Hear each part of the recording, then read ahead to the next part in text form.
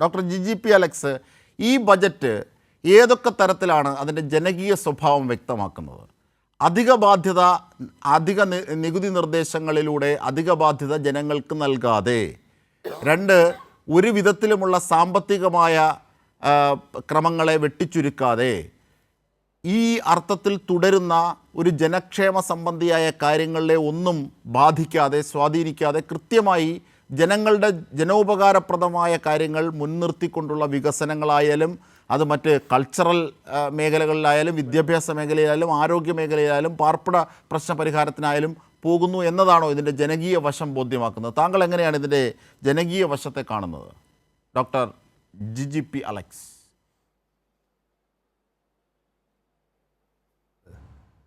മികച്ച കൈയടക്കത്തോടുകൂടി ധനമാനേജ്മെൻറ്റ് നടപ്പിലാക്കി എന്നുള്ളതാണ്. അതിന് നിരവധി ഉദാഹരണങ്ങൾ എടുത്ത് പറയാൻ കഴിയും. ഉദാഹരണത്തിന് നമ്മുടെ റവന്യൂ വരുമാനത്തിൽ വലിയ വർധനവുണ്ടായി. അത് ക്രമാനുഗതമായി വർദ്ധിച്ചുകൊണ്ടിരിക്കുന്നു. അപ്പോൾ താങ്കൾ നേരത്തെ പറഞ്ഞതുപോലെ ഈ റവന്യൂ വരുമാനം വർദ്ധിക്കുന്നത് കൊണ്ടാണ്, ആ കൈയടക്കം പ്രദർശിപ്പിക്കുന്നത് കൊണ്ടാണ് ഇത്രത്തോളം പ്രതിബന്ധങ്ങളുണ്ടായിട്ടും വളരെ അന്തസ്സോടെ ഉറച്ച മനസ്സോടെ മുന്നോട്ട് പോകാൻ ഗവൺമെൻറ്റിന് കഴിയുന്നത്. ഈ തരത്തിലുള്ള പ്രഖ്യാപനങ്ങളൊക്കെ വന്നതിൻ്റെയും പശ്ചാത്തലം അതാണ്. അപ്പോൾ ഈ തരത്തിൽ റവന്യൂ വരുമാനം വർദ്ധിപ്പിക്കുന്നത് ഒരു പ്രധാനപ്പെട്ട യത്നമായിട്ട് ഏറ്റെടുക്കുകയും അത് വിജയിപ്പിക്കുകയും ചെയ്തു എന്നുള്ളതാണ്. പ്രത്യേകിച്ച് കേന്ദ്ര ഗവൺമെൻറ്റിൻ്റെ ധനസഹായം കുറഞ്ഞുകൊണ്ടിരിക്കുന്നൊരവസ്ഥയിൽ ഗവൺമെൻറ്റിന് ചെയ്യാൻ കഴിയുന്ന അത് മാത്രമാണ്. അത് വളരെ അവധാനതയോടുകൂടി ഗവൺമെൻറ് ചെയ്തിരിക്കുന്നു. ഒരു ഉദാഹരണം പറഞ്ഞാൽ ഏതാണ്ട് 95% നികുതിയാണ്, പ്രതീക്ഷിച്ച നികുതി പിരിച്ചെടുത്തിരിക്കുന്നത്. അത് നമ്മൾ 1.38 ലക്ഷം കോടി രൂപ പ്രതീക്ഷിച്ചു. ഏതാണ്ട് 1.32 ലക്ഷം കോടി രൂപ പിരിച്ചെടുക്കാൻ കഴിഞ്ഞു. അത് ചെറിയ കാര്യമല്ല. ആ തരത്തിലുള്ള വർധനവ് ഓരോ മേഖലയിലും ഉണ്ടായിട്ടുണ്ട്. അപ്പോൾ അത് നമ്മൾ ചെലവഴിക്കുന്ന സമയത്ത് നമ്മുടെ വികസന മുൻഗണനകളുടെ അടിസ്ഥാനത്തിലാണ് ചെലവഴിക്കുക. അപ്പോൾ ആ വികസന മുൻഗണനകൾ നോക്കുക. മുമ്പുണ്ടായിരുന്ന ആ വികസന മുൻഗണനകളിൽ ഏറ്റവും പ്രധാനം, നേരത്തെ ഇവിടെ സൂചിപ്പിച്ച പോലെ, അടിസ്ഥാന വർഗത്തിൻ്റെ ആവശ്യങ്ങൾ തന്നെയാണ്. ഈ ബജറ്റിൽ അതിൻ്റെ വലിയൊരു രൂപം കാണാൻ കഴിയും.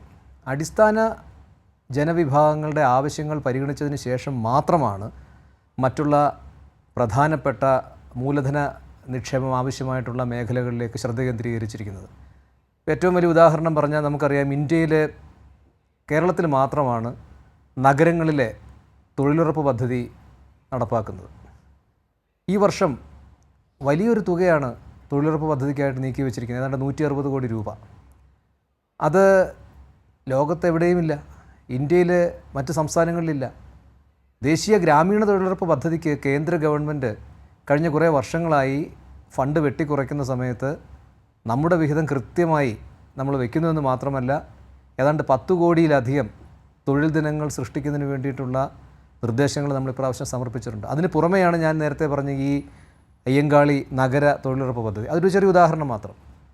ലൈഫിനെക്കുറിച്ച് പറഞ്ഞു. ലൈഫ് നേരത്തെ പറഞ്ഞതുപോലെ ചരിത്രത്തിൽ ഇതുവരെ ഉണ്ടായിട്ടില്ലാത്ത വലിയ വർധനമാണ് കൊടുത്തിരിക്കുന്നത്. 5.5 ലക്ഷം വീടുകൾ നിർമ്മിച്ചു കഴിഞ്ഞു. 1 ലക്ഷം വീട് കൂടി അടുത്ത വർഷം നിർമ്മിക്കാൻ ആവശ്യമായിട്ടുള്ള നിർദ്ദേശങ്ങളുണ്ട്. അതിന് വേണ്ടുന്ന തുക വകയിരുത്തിയിട്ടുണ്ട്. ഇത് മാത്രമല്ല, നമ്മൾ ശ്രദ്ധിക്കേണ്ട ഒരു പ്രധാനപ്പെട്ട കാര്യം, ഈ തദ്ദേശ സ്വയംഭരണ സ്ഥാപനങ്ങൾക്ക് ഇത്രത്തോളം വിഹിതം കിട്ടുന്ന ഏത് സംസ്ഥാനമാണുള്ളത്? ഏതാണ്ട് 11,000 കോടി രൂപയോളം തദ്ദേശ ഭരണ സ്ഥാപനങ്ങൾക്ക് അടുത്ത വർഷം ലഭിക്കുകയാണ്. അത് ഷെഡ്യൂൾഡ് കാസ്റ്റ് വിഭാഗത്തിനും ഷെഡ്യൂൾഡ് ട്രൈബ് വിഭാഗത്തിനും ഉൾപ്പെടെ ഇത്രത്തോളം തുക ലഭിക്കുമ്പോൾ അത് അടിസ്ഥാന വർഗത്തിൻ്റെ ആവശ്യങ്ങൾക്കാണ് ഏറ്റവും കൂടുതൽ ചെലവഴിക്കുക. വികസന വകുപ്പുകൾ മാത്രമല്ല, ഏതാണ്ട് 13ഓളം പ്രധാനപ്പെട്ട വകുപ്പുകൾ തദ്ദേശ ഭരണ സ്ഥാപനങ്ങൾക്ക് കൈമാറിയിട്ടുണ്ട്.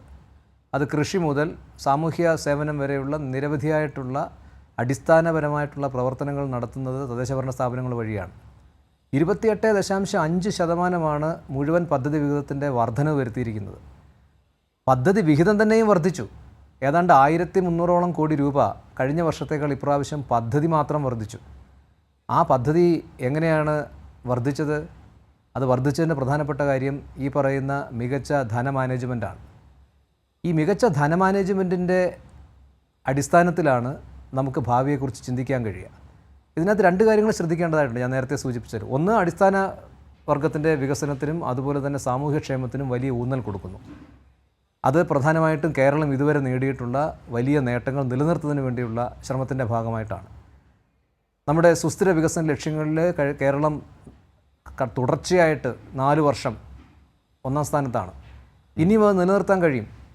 അതിദരിദ്രരില്ലാത്ത സംസ്ഥാനമായിട്ട് അടുത്ത നവംബറിൽ പ്രഖ്യാപിക്കപ്പെടുന്ന സമയത്ത് പൂർണ്ണമായ ദാരിദ്ര്യം തുടച്ചു നീക്കിയ സംസ്ഥാനം എന്ന ഖ്യാതി കേരളത്തിന് മാത്രം സ്വന്തമാവും.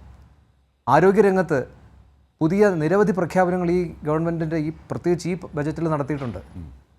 ഈ സ്ട്രോക്ക്, പക്ഷാഘാതം പൂർണ്ണമായിട്ട് ഒഴിവാക്കാനുള്ള സംവിധാനം വരുന്ന ആദ്യത്തെ സംസ്ഥാനമായിട്ട് കേരളം മാറും. അപ്പോൾ ഞാൻ ഉദാഹരണത്തിന് പറഞ്ഞു, ഈ തരത്തിലുള്ള വലിയ സാമൂഹ്യ സുരക്ഷാ പദ്ധതികൾ നടത്തിയതിന് ശേഷം ആണ് നമ്മൾ ബാക്കിയുള്ള ഭാവിയിലേക്ക് ഉറ്റുനോക്കാൻ കഴിയുന്ന മറ്റു വലിയ പ്രോജക്റ്റുകൾ നടത്തിയിരിക്കുന്നത്. ആ പ്രോജക്റ്റുകളുടെ സവിശേഷത എന്താ? ആ പ്രോജക്റ്റുകൾ കേരളത്തിൻ്റെ വികസന സാധ്യതകളെ വളരെ സൂക്ഷ്മമായി നിരീക്ഷിച്ചിട്ട് വിഭാവനം ചെയ്തിട്ടുള്ള പ്രോജക്റ്റുകളാണ്. ഇപ്പോൾ കഴിഞ്ഞ പ്രാവശ്യം തന്നെ ഗ്രഫീൻ ടെക്നോളജിയെക്കുറിച്ച് പറഞ്ഞു, ഡിജിറ്റൽ യൂണിവേഴ്സിറ്റിയെക്കുറിച്ച് പറഞ്ഞു. ഇപ്രാവശ്യം ബയോമെഡിക്കൽ എഞ്ചിനീയറിംഗ് ഉൾപ്പെടെയുള്ള ആധുനിക സാങ്കേതിക വിദ്യകളിൽ അധിഷ്ഠിതമായിട്ടുള്ള പുതിയ വ്യവസായങ്ങൾ കേരളത്തിൽ വരുന്നതിന് വേണ്ടിയിട്ടുള്ള വലിയ നിർദ്ദേശങ്ങൾ വന്നിട്ടുണ്ട്. അതൊന്നും നടക്കാതെ പോകുന്നതല്ല, അത് നടന്നുകൊണ്ടേയിരിക്കുന്നുള്ളത് നമ്മുടെ കൺമുമ്പിൽ നമുക്ക് കാണാൻ കഴിയുന്നുണ്ട്.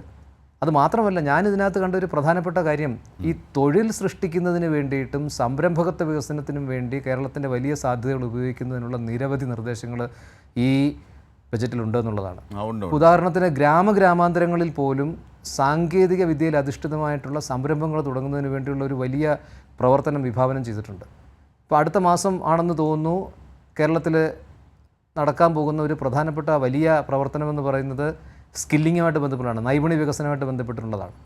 നമ്മുടെ മുഴുവൻ എഞ്ചിനീയറിംഗ് കോളേജുകളിലെയും അതുപോലെ തന്നെ നമ്മുടെ ഗവൺമെൻറ് കോളേജുകളിലെയും മുഴുവൻ വിദ്യാർത്ഥികൾക്കും ലൈഫ് സ്കിൽസിലും അതുപോലെ തന്നെ തൊഴിൽ ലഭിക്കുന്നതിന് വേണ്ടിയിട്ടുള്ള വിവിധ വിഷയങ്ങളിലും നൈപുണ്യ വികസനം, അത് പാഠഭാഗത്തിൻ്റെ പാഠ്യപദ്ധതിയുടെ ഭാഗമായിട്ട് മാത്രമല്ല, അതിന് പുറത്ത് അത് നടത്തുന്നതിനൊരു വലിയ ശ്രമം നടത്തുന്നുണ്ട്. അപ്പോൾ ഒരു വശത്ത് സ്കില്ലിങ്, അതുപോലെ തന്നെ നമ്മുടെ ജനസംഖ്യാപരമായിട്ടുള്ള സവിശേഷതകൾ കണക്കിലെടുത്തുകൊണ്ടുള്ള വികസന പ്രവർത്തനങ്ങൾ, മറുവശത്ത് അടിസ്ഥാന വർഗത്തിൻ്റെ ഏറ്റവും പ്രധാനപ്പെട്ട അടിസ്ഥാന ആവശ്യങ്ങൾ നിറവേറ്റുന്നതിനുള്ള ഏറ്റവും സമഗ്രവും അതുപോലെ തന്നെ വളരെയധികം ഫലപ്രദമായിട്ടുള്ള പ്രവർത്തനങ്ങൾ. അങ്ങനെ ഈ 2 പ്രധാനപ്പെട്ട ലക്ഷ്യങ്ങളും മുന്നിൽ വെച്ചുകൊണ്ടാണ് ഈ ഗവൺമെൻറ് ഇതുവരെയും പ്രവർത്തിച്ചു വന്നിട്ടുള്ളത്. അത് ഓരോ ബജറ്റിലും കാണാൻ കഴിയും. അത് ഇഴ പിരിച്ച് പരിശോധിക്കുമ്പോൾ കൃത്യമായിട്ട് മനസ്സിലാവും. അതാണ് യഥാർത്ഥത്തിൽ കേന്ദ്ര ഗവൺമെൻറ്റിന് മുന്നിൽ കേരളം വയ്ക്കുന്ന ഒരു ബദൽ എന്ന് പറയുന്നത്. കേന്ദ്ര ഗവൺമെൻറ്റിൽ നിന്ന് പരിശോധിച്ച് നോക്കുക. കേന്ദ്ര ഗവൺമെൻറ്റിൽ നമുക്കറിയാം കൃഷിക്ക് വേണ്ടി ചെലവഴിച്ചിരിക്കുന്ന തുകയിൽ ഗണ്യമായിട്ടുള്ള കുറവ് വന്നിട്ടുണ്ട്. ഗ്രാമവികസനത്തിൻ്റെ രംഗത്ത് നമുക്കറിയാവുന്നതുപോലെ വിവിധ പ്രോജക്റ്റുകൾക്ക് നൽകിയിട്ടുള്ള തുകകളിൽ വലിയ കുറവ് വന്നിട്ടുണ്ട്. കർഷകരുടെ ഇൻഷുറൻസ് പദ്ധതിയിൽ വലിയ മാറ്റങ്ങളില്ലാതെ തുടരുന്നു, അത് ക്രമാനുഗതമായിട്ട് വർദ്ധിക്കേണ്ടതാണ്. അതുപോലെ തന്നെ ചെറുകിട വ്യവസായങ്ങളെ സഹായിക്കുന്ന കാര്യത്തിൽ എത്രത്തോളം അവധാനത കേന്ദ്ര ഗവൺമെൻറ് പുലർത്തിയിട്ടുണ്ട് നോക്കൂ. ഇവിടെയാണെങ്കിൽ കയറ്, അതുപോലെ തന്നെ കൈത്തറി, കരകൗശല മേഖല, ഏത് മേഖലയാണ് തൊടാതെ പോയിട്ടുള്ളത്? നമുക്ക് ലഭ്യമായിട്ടുള്ള വിഭവങ്ങൾ വളരെ സൃഷ്ടിപരമായി പുനർവിതരണം ചെയ്യുന്നതിനുള്ള ആത്മാർത്ഥമായിട്ടുള്ള ശ്രമങ്ങൾ നമുക്കിവിടെ ഈ ബജറ്റിൽ കാണാൻ കഴിയും. അപ്പോൾ ഞാൻ അതുകൊണ്ടാണ് ഇത് വളരെ സൃഷ്ടിപരമായിട്ടുള്ള തീർച്ചയായും